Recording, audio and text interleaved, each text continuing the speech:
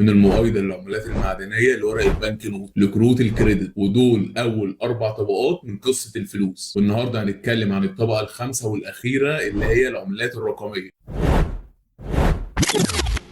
ونبدا بالصلاه على النبي عليه افضل الصلاه والسلام. وصلنا في الحلقه اللي فاتت عند الطبقه الرابعه اللي هي الكروت البلاستيك او الفيزا او الكريدت، المهم ايا كان المسمى. كانت كل التعاملات دي بتتم عن طريق البنك المركزي، وبالرغم من كان في شويه مشاكل بسيطه بس خلاص كانت الناس اتعودت عليه، لحد ما حصلت كارثه ماليه قلبت موازين العالم كله. وده كان في سنه 2008، الازمه الماليه العالميه. واللي حصل وقتها كشف قد ايه نظام البنك التقليدي مش احسن حاجه، واغلب البنوك الكبيره وقعت، وفي المقابل الحكومات بدأت تنقذ البنوك دي بمليارات الدولارات. ازاي؟ عن طريق الضرائب اللي الناس بتدفعها اصلا، بس كانت زياده شويه، والناس ساعتها حست ان هم بيتعاقبوا على غلطه مش غلطتهم، وانا ليه ادفع الضرائب دي كلها في حاجه انا ما عملتهاش اصلا. وساعتها فقدوا الثقه تماما في البنوك المركزيه، والناس سالت انا ليه ما اقدرش اتحكم في فلوسي، وليه نفضل تحت رحمه مؤسسات ممكن تنهار في لحظه. ومن هنا بدات فكره مجنونه ابتدت تنتشر على الانترنت، فكره نظام مالي بدون بنوك وبدون حكومات، ويكون في نظام يعتمد على الرياضيات والتشفير بدل الثقه في البشر. وده كان بدايه ولاده فكره اللامركزيه. وبعد فتره في نفس السنه ظهر ملف صغير على الانترنت، وكان اسم الملف ده وايت بيبر بعنوان نظام نقدي الكتروني من نظير الى نظير. واللي نشر الملف ده مجموعه باسم ساتوشي ناكاموتو، ولحد النهارده محدش يعرف هو مين ده بالظبط. في ناس بتقول ان ده عبقري من اليابان، وناس بتقول ان ده فريق من المبرمجين، وفي ناس ثالثه بتقول ان دي مؤسسات تكنولوجيه.